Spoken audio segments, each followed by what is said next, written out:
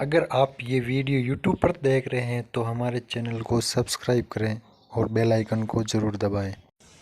और इस ब्रह्म के तीन पुत्र हैं ज्योति निरंजन के, रजगुण ब्रह्मा जी, सतगुण विष्णु जी, तमगुण शिव जी। और इस ज्योति निरंजन ब्रह्म की पत्नी है दुर्गा, और श्री ब्रह्मा विष्णु महेश जी की ये माता है दुर्गा।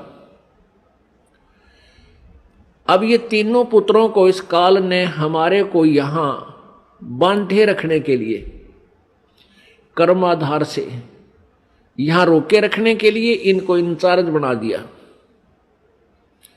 रजगुण युक्त ब्रह्मा जी को, सतगुण युक्त विष्णु जी को और तमगुण युक्त शिव जी को कर दिया। रजगुण ब्रह्मा, सतगुण विष्णु, तमगुण शिव जी बना दिए, उत्पन्न कर दिए। ये तीनों गुण युक्त है। रजगुण ब्रह्मा है, सतगुण विष्णु, तमगुण शिव जी। अब इस एक ब्रह्मांड में तीन लोकों के ऊपर, एक पृथ्वी लोक, एक ऊपर स्वर्ग लोक और नीचे एक पाताल लोक, इन तीन लोकों पर एक एक विभाग के मंत्री बना दिया इनको। इन तीनों मंत्रियों की तीनों लोकों पर अपने विभाग के आधार से तीनों की पावर काम करती है, शक्ति काम करती है। श्री ब्रह्मा जी के इस रजोगुण के प्रभाव से सभी प्राणी संतान उत्पत्ति करते हैं, जीव के बस की बात नहीं। और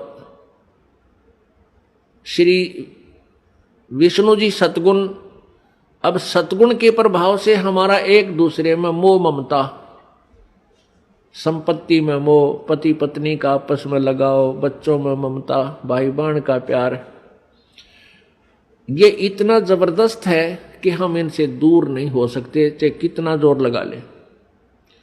और तीसरा तमोगुण है, जरा सी बात पर लट्ठम लट्ठा एक दूसरे ने मार डालें, कत्लेआम कर दें।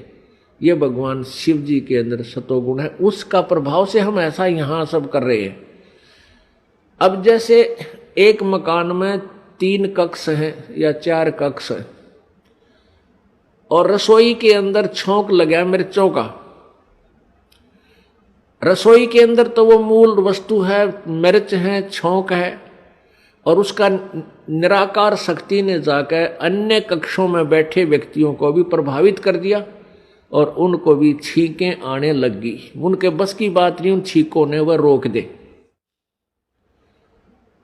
तो इसी प्रकार पुण्यात्माओं, परमात्मा कबीर देव ने, कबीर साहब ने इस यथार्थ ज्ञान को हमें समझाया कि ये ऊपर तीनों भगवान रजगुण ब्रह्मा, सतगुण विष्णु, तमगुण शिव जी की अलग अलग राजधानियां हैं, अलग अलग लोक हैं।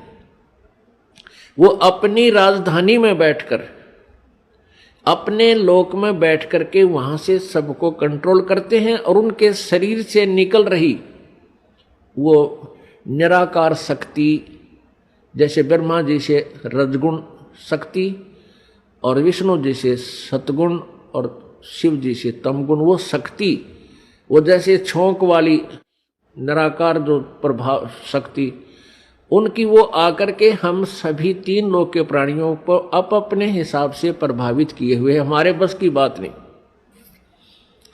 ये जीव के बस की बात नहीं। इसके लिए ये ऐसा क्यों किया है कि काल को 1 लाख मानव शरीरधारी प्राणी प्रतिदिन खाने को चाहिए, और उसके कारण हम यह संतान उत्पत्ति करते हैं। प्रत्येक प्राणी संतान उत्पत्ति करता है, और फिर ममता आपस में, आपने देखी होगी बंदरिया अपने बच्चे को सीने से लगाए फिरती है।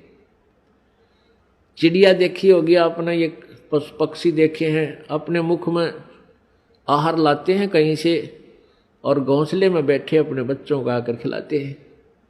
आप बाद में खाते हैं, पहले उनको छिकाकर फिर जाते हैं। कितना प्यार है वो बच्चे कुन से, उनके बुढ़ापे में उंगली पकड़ेंगे उन पक्षियों की।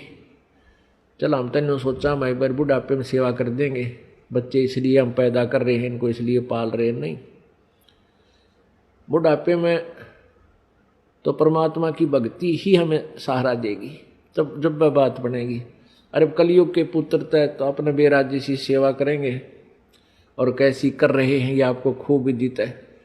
तो ये सब कारण क्या है, काल ने हमें यहाँ बाई फोर्स और धोखा देकर हमें यहाँ पर रखा हुआ है।